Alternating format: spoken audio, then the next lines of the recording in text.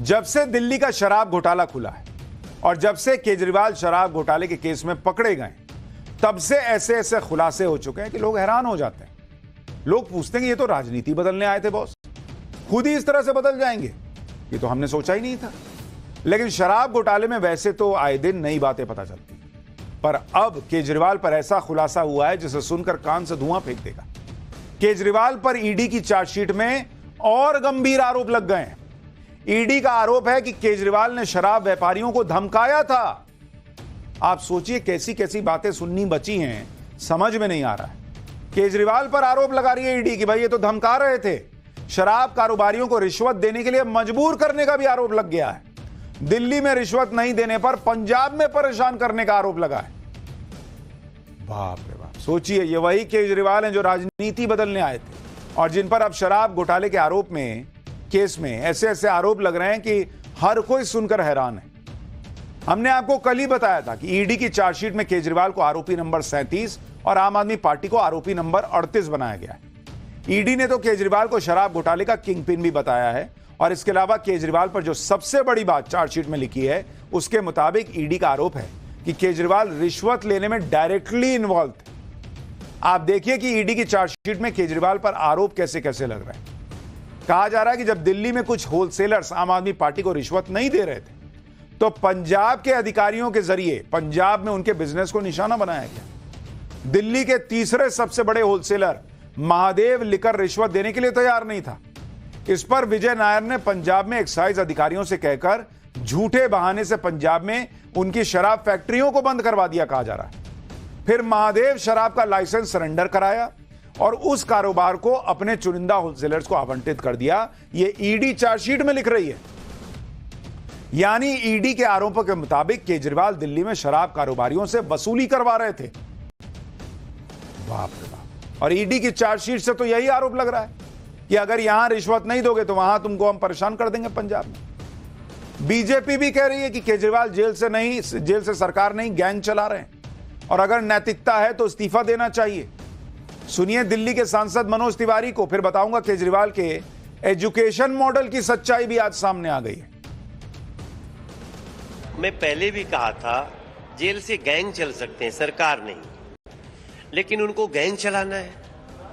अब क्या है कि गैंगस्टर के सारे मनी ट्रेल पकड़ लिए गए।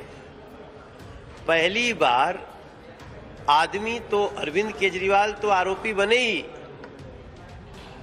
अभी तक जो शराब घोटाले का जांच हो ही रहा था, लेकिन पहली बार राजनीतिक पार्टी आम आदमी पार्टी देश के इतिहास में पहली बार वो खुद आरोपी हो गई है। हम तो नैतिकता वाली जो अरविंद केजरीवाल की वाणी है उसको याद दिला रहा हूं कि आरोप उठेगा तभी हम इस्तीफा दे देंगे। अभी तो आरोप चार्जशीट में आ गया, अब तो दे दो, चिट्ठी लिखो, इस्तीफा दो। ईडी की चार्जशीट में हुए इस खुलासे से केजरीवाल की परेशानी तो बढ़ेगी, साथ ही पूरी आम आदमी पार्टी पर संकट भी बढ़ता जा रहा है। क्योंकि अगर आप देखें तो मुश्किलें अरविंद केजरीवाल को ऑक्टोपस की तरह जकड़ती जा रही। ऐसा लग रहा है कि केजरीवाल के आसपास जो मुश्किलें हैं उसकी 8 टांगे हैं और केजरीवाल को एकदम पकड़ लिया है मुसीबतों ने। देखिए केजरीवाल, मनीष सिसोदिया, सतिंदर जैन जेल में बंद हैं और तीनों ही नेताओं को जमानत नहीं मिल पा रही। शराब घोटाले के आरोपों के मामले में आम आदमी पार्टी भी आरोपी बन गई। पार्टी दफ्तर और पार्टी फंड सीज होने का खतरा है। केजरीवाल की पत्नी सुनीता केजरीवाल भी मुश्किल में पड़ गई हैं। सुनीता केजरीवाल पर कोर्ट की सुनवाई का वीडियो वायरल करने का आरोप लगा है। उधर स्वाति मालीवाल वाले मामले से पार्टी को डेंट लगा है। आम आदमी पार्टी के मंत्री विधायक भी पार्टी छोड़ रहे हैं। मतलब ऑक्टोपस की तरह केजरीवाल फंस गए हैं, बहुत जकड़ लिया है समस्याओं ने ऑक्टोपस की तरह केजरीवाल को। वैसे तो अरविंद केजरीवाल और उनकी टीम दिल्ली को लेकर बड़े बड़े दावे करते थे। भाई ये सब तो चल ही रहा है। जो दावे करते थे, जो पिक्चर बताते थे कि अरे दिल्ली में ये कर दिया, वो सारी पिक्चर, वो फटा पोस्टर और नीचे पीछे निकला जीरो वाला हाल हो रहा है। सबसे बड़ा दावा ये लोग एजुकेशन सेक्टर में बदलाव को लेकर करते हैं। केजरीवाल सरकार दावा करती है कि देश में सबसे अच्छा एजुकेशन सिस्टम दिल्ली का है। दिल्ली के सरकारी स्कूलों में पढ़ाई का स्तर प्राइवेट स्कूलों से भी बेहतर है। सरकारी स्कूल के बच्चों का पास परसेंटेज यानी पास होने का परसेंट प्राइवेट स्कूलों से भी अच्छा है। ऐसे दावे करके अरविंद केजरीवाल और आम आदमी पार्टी मनीष सिसोदिया को दिल्ली में शिक्षा क्रांति का जनक बताते रहे। हाँ, यह अलग बात है कि मनीष सिसोदिया शराब घोटाले के मामले में फिलहाल जेल में, और जिस शिक्षा मॉडल का ढिंढोरा आम आदमी पार्टी पीटती है उसकी सच्चाई भी आपको बताता हूं। एक आरटीआई के जवाब में दिल्ली के शिक्षा विभाग ने बताया कि 2023-24 में दिल्ली के सरकारी स्कूलों में 9वीं क्लास के 1,01,331 बच्चे फेल हुए हैं। 1,01,331 बच्चे फेल हुए हैं, पास नहीं। और 2022-23 में 9वीं क्लास के 88,409 बच्चे फेल हुए थे। यानी एक साल में फेल होने वाले बच्चों की संख्या बढ़ गई दिल्ली में। क्या शिक्षा मॉडल है बॉस? इसी तरह 2023-24 में 11वीं क्लास के 51,914 बच्चे फेल हुए हैं, जबकि 2022-23 में 11वीं की क्लास में 54,755 बच्चे फेल हुए थे। यह है केजरीवाल का एजुकेशन मॉडल बॉस। लाखों हजारों बच्चे फेल हो जा रहे हैं, पास नहीं हो पा रहे हैं, और फेल होने वाले बच्चों की संख्या बढ़ रही है। पता नहीं वो न्यूयॉर्क टाइम्स क्या देख के छापा है। आम आदमी पार्टी दिल्ली में सरकारी स्कूलों का कायाकल्प करने का भी दावा करती है कि नए स्कूल बना दिए, कई स्कूलों में नए क्लासरूम बना दिए। उसकी हकीकत भी देखिए। यह दिल्ली के सरकारी स्कूल की तस्वीर है। यह वीडियो बीजेपी ने शेयर किया है। स्कूल के बाहर पानी ही पानी दिख रहा है, घुटनों तक पानी से होकर छात्र जा रहे हैं। अब कोई कहने को यह भी कह देगा कि भाई अच्छा, बच्चों को स्विमिंग भी तो सीखना चाहिए ना, तो तैरते तैरते ना चले जाएं बच्चे किसी दिन। एक और वीडियो देखिए, इसे भी बीजेपी ने सोशल मीडिया पर शेयर किया है। दिल्ली के सरकारी स्कूल के क्लासरूम में पानी भरा हुआ है। टीचर्स इस पानी में कुर्सी पर बैठे हुए हैं। स्कूल के कंपाउंड में भी पानी भरा हुआ है। यह है दिल्ली। ऐसे वीडियो दिखाकर बीजेपी आम आदमी पार्टी को घेर रही है कि यह कौन सा सिस्टम सुधारा है बॉस। केजरीवाल दिल्ली की सत्ता में फ्री बिजली पानी के मुद्दे पर तो आए थे, शिक्षा का हाल तो देख लिया, अब पानी बिजली भी सुनिए। दिल्ली वालों को इसी मुद्दे पर सबसे बड़ा झटका लगा है। पानी की किल्लत तो आपको दिखाई थी दिल्ली में कैसी है। अब दिल्ली में बिजली के दाम भी बढ़ गए हैं। दिल्ली में 2 बिजली कंपनियों ने बिजली की कीमत बढ़ा दी है। BYPL ने बिजली की कीमत 6.15% बढ़ा दी है। इससे पूर्वी दिल्ली और सेंट्रल दिल्ली प्रभावित हो। उधर BRPL ने बिजली की कीमत 8.75% बढ़ा दी है। इससे दक्षिणी दिल्ली और पश्चिमी दिल्ली प्रभावित हो। दिल्ली में बिजली के दाम बढ़ने पर बीजेपी ने आम आदमी पार्टी सरकार के खिलाफ मोर्चा खोल दिया। बीजेपी आरोप लगा रही है कि केजरीवाल सरकार दिल्ली के लोगों को लूट रही है, और इसके विरोध में बीजेपी कल दिल्ली सचिवालय पर प्रदर्शन करेगी। बीजेपी के नेता वीरेंद्र सचदेवा को सुनिए, फिर बताऊंगा कि बिजली की बड़ी कीमत पर आम आदमी पार्टी पहले क्या कहती थी और अब क्या कह रही है। PPAC के नाम पर 8.75% टैक्स बढ़ाया गया है, और उसकी वजह से आपका बिल 1.5 गुना हो गया है। और ये चोरी बिना बताए की गई, कोई अप्रूवल नहीं ली गई, चुपचाप लोगों के बिल बढ़ गए हैं। जिसका बिल अगर 2,000 आता है तो अब देखेंगे तो 3,000 से ऊपर होगा। बिजली के इन बड़ी दरों के खिलाफ भारतीय जनता पार्टी कल शुक्रवार दिल्ली सचिवालय पर प्रदर्शन करेगी और इस सरकार का इस्तीफा मांगेगी, या ये बड़ी दरें वापस देने के लिए मजबूर करेगी।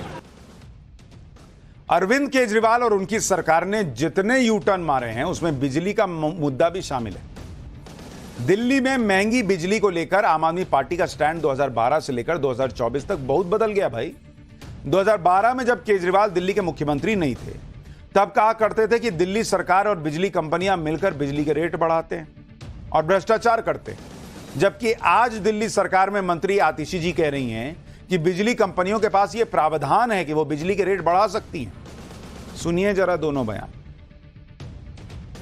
इसके ऊपर हमने जांच की तो पता चला कि ये बिजली की कंपनियां ये कह के रेट बढ़वा रही हैं कि उनको घाटा हो रहा है, लेकिन उन्होंने सबने अपने अकाउंट्स में भारी गड़बड़ कर रखी है जानबूझ के।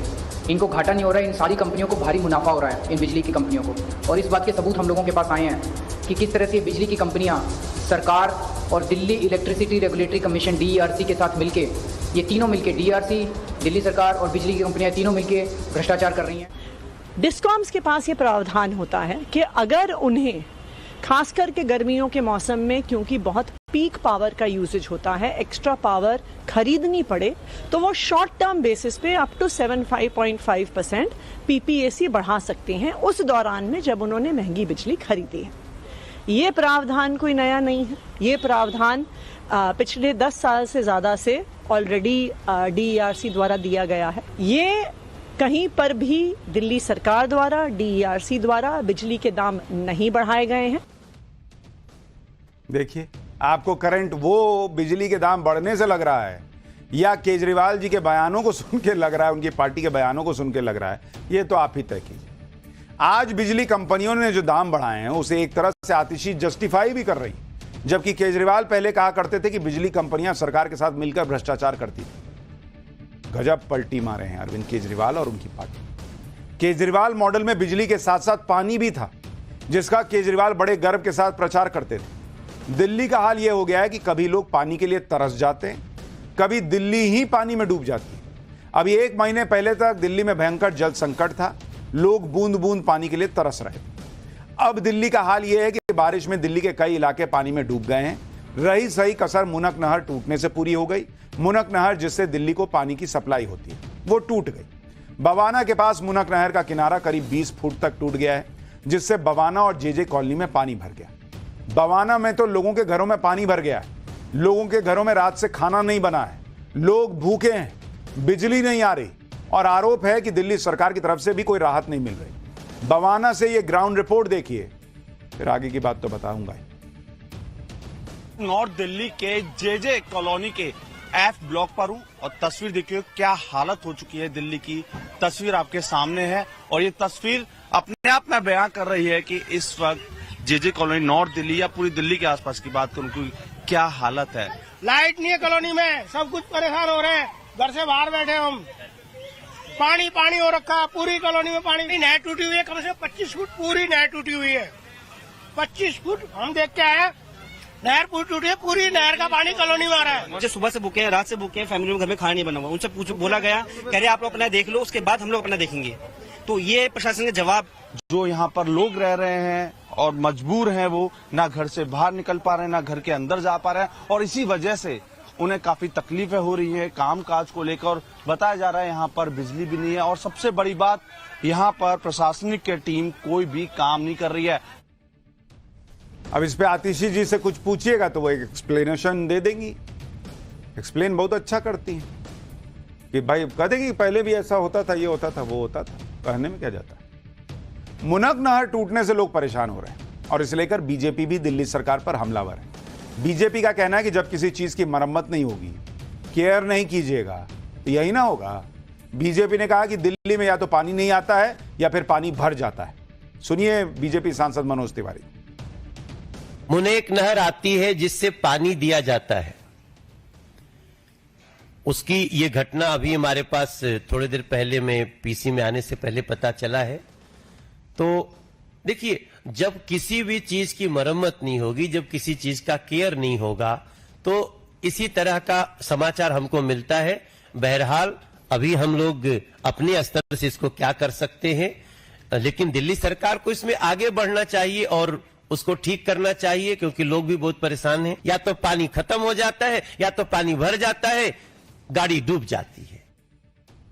पानी खत्म हो जाता है तो किसी और की वजह से हुआ है, पानी भर गया तो किसी और की वजह से हुआ होगा। लेकिन जो कुछ भी अच्छा काम हुआ वो केजरीवाल जी ने कराया, बाकी जो खराब होता है वो कोई और करता है। ये सिंपल हिसाब रहा है, यही चलेगा। आपके पूछने से क्या होगा, मेरे पूछने से क्या होगा।